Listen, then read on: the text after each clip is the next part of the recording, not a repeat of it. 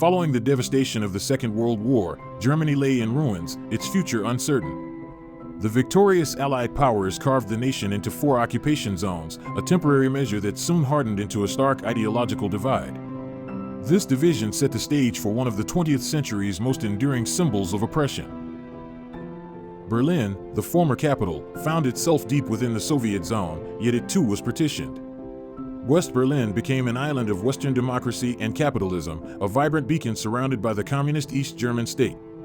This unique geography created an irresistible escape route for those seeking freedom. As the Cold War intensified, the contrast between East and West Berlin grew ever more pronounced. West Berlin flourished with economic aid and democratic freedoms, while East Germany struggled under Soviet-backed communist rule. The allure of the West proved too strong for many. Hundreds of thousands of East Germans, particularly skilled workers and professionals, began to flee to the West. This mass exodus, often referred to as voting with their feet, severely crippled East Germany's economy and threatened its very existence. The communist regime faced an unsustainable drain on its human capital. The East German government, under immense pressure from Moscow, decided on a drastic measure to halt the flow. In the early hours of August 13, 1961, the world awoke to an astonishing sight. Barbed wire fences, guarded by soldiers, suddenly appeared across the heart of Berlin. Overnight, streets were cut, railway lines severed, and families torn apart. The initial barbed wire soon gave way to concrete blocks, watchtowers, and a heavily fortified death strip. The Berlin Wall, a physical manifestation of the Iron Curtain, had been born. For nearly 3 decades, the Berlin Wall stood as an impenetrable barrier, a stark symbol of a divided world. It separated families, friends, and communities, transforming a vibrant city into a fractured landscape. Life in East Berlin became a constant struggle against surveillance and restriction. Escape attempts, though incredibly dangerous, became a desperate act for many. People dug tunnels, fashioned hot air balloons, and even attempted to swim across canals. Many succeeded, but countless others were captured, imprisoned, or tragically killed by border guards.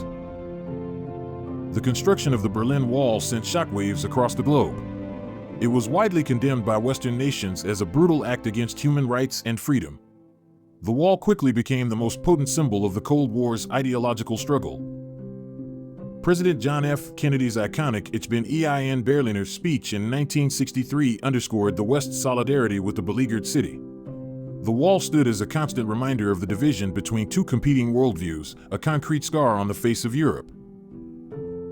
By the late 1980s, the Soviet Union was grappling with severe economic and political challenges. Mikhail Gorbachev's policies of glasnost, or openness, and perestroika, or restructuring, began to ripple through the Eastern Bloc. The rigid control of communist regimes started to weaken. In East Germany, growing public discontent manifested in mass protests and demonstrations.